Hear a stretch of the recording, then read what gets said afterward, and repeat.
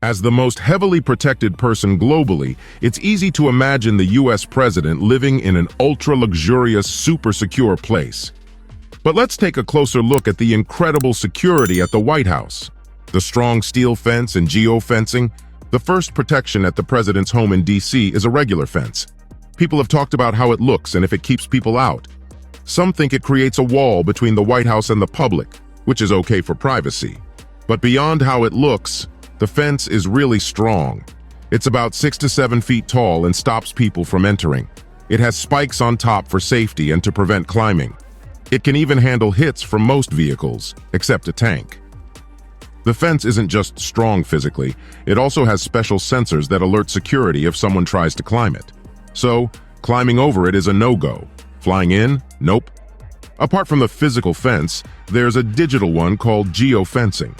It stops small flying things from getting inside. It uses GPS or radio signals to create an invisible line around the White House. When something crosses that line, it triggers alarms. Flying drones around the White House is a big no, thanks to software rules.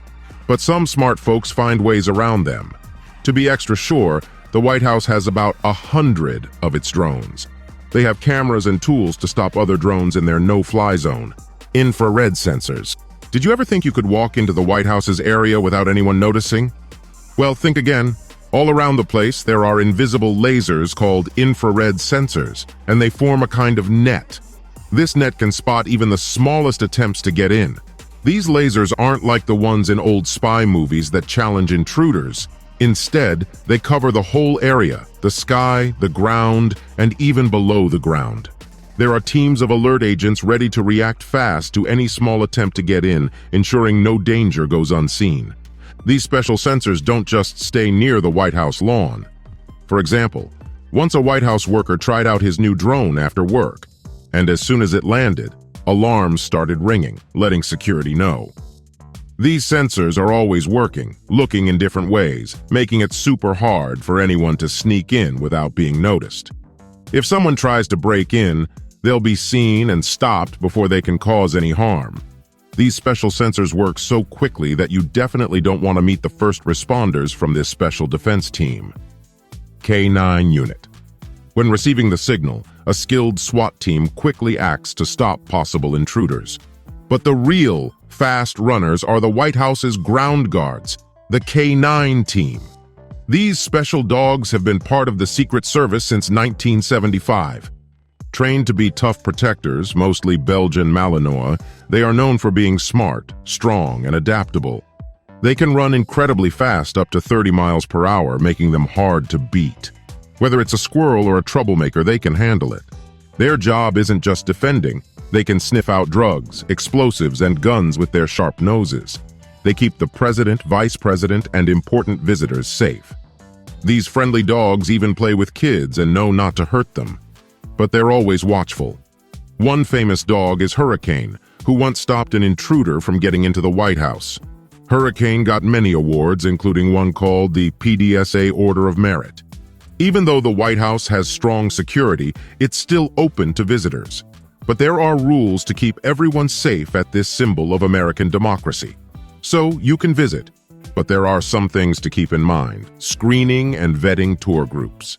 The process of screening and vetting for White House tours is like a well-organized security check, ensuring both a pleasant experience and top-level protection. It's quite different from the exciting scenes in Hollywood spy movies. To visit the White House, you need to plan ahead and ask your local member of Congress for tickets. This means sending your request at least 21 days before your desired visit. But don't worry, there are no high-tech spy tests involved. As your tour date gets closer, both you and your request will be carefully examined for potential security concerns. This thorough process is simply to make sure everyone stays safe. So despite what you might have seen in movies where people sneak into the White House during a tour, that doesn't happen in real life. Secret Service tour. After passing through security, you'll enter the East Wing, where the tour begins. While you won't go to the West Wing's private areas, you'll see impressive rooms like the library, China Room, and State Dining Room, where the president hosts special events. Throughout the tour, Secret Service agents in each room act as knowledgeable guides, sharing details about the White House's history and architecture. They've had special training and are happy to share what they know. But if you try to enter restricted areas, they'll guide you away, something you won't want to repeat. Now imagine you somehow manage to avoid the security and special agents and get closer to the West Wing.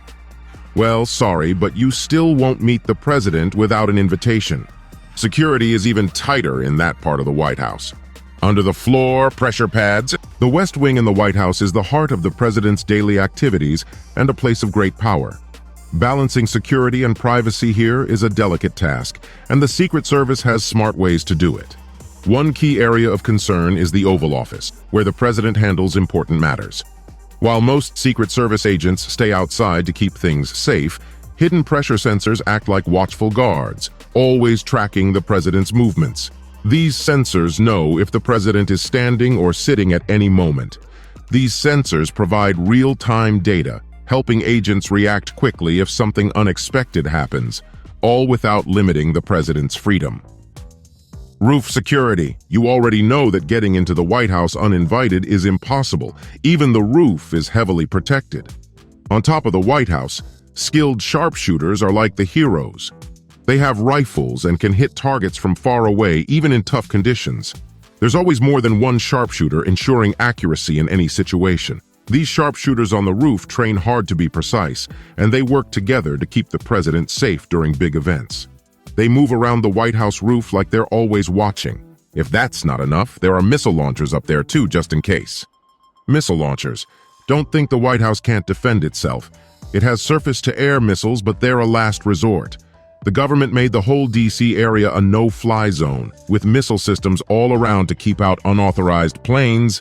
These missile systems help protect the city. The nearby Ronald Reagan National Airport has strict rules. Planes must follow specific paths, and if the weather isn't right, they go to other nearby airports. Breaking the rules gets you a serious warning with no second chances. Over time, there have been stories about missile launchers in the White House, ready to protect the president, but proof is scarce. Claims about an Avenger missile system on the roof may be more myth than reality. It's designed for short-range defense and can stop small hostile planes and drones. Bulletproof glass. The White House used to worry about its windows being a security risk, so they reinforced them with something called bulletproof glass. This glass may look like a regular window, but it's super tough and can handle bullets fired at it. Back in 2011, during a security scare, it took 7 shots from an automatic machine gun and didn't break. Sure, it's expensive, but when it's about protecting the president, the first family, and White House staff, they spare no cost. Interestingly, the first family can't even open the windows. That's how serious they are about safety. All these steps make sure that even with all the threats out there, the White House stays a safe place for everyone inside. Nuclear-proof bunker. Deep under the White House, there's a secret place known as the Presidential Emergency Operations Center. It's been around since World War II, but has been upgraded a lot. When there's a crisis, this bunker becomes a safe spot for the president and important people. It played a big role during the 9/11 attacks, making sure the government could keep working. There's even talk of a newer secret bunker built in 2010 under the North Lawn. While we don't know all the details, these bunkers are built to handle big threats, like nuclear ones. They're like the ultimate safety net, keeping the president safe from any danger. Be sure to check out our next video on This is How the U.S. President Travels. Thanks for watching. If you enjoy the video, please like and subscribe, and we'll see you next time on the channel.